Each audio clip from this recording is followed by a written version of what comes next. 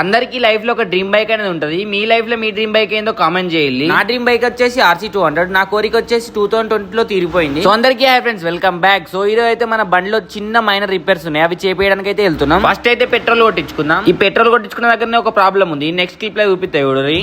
Petrol rate బాగా పెరిగినారా? ఎంత పెరుగుతుందిరా? నేను ప్రతిసారి 100నే కొట్టిస్తాను.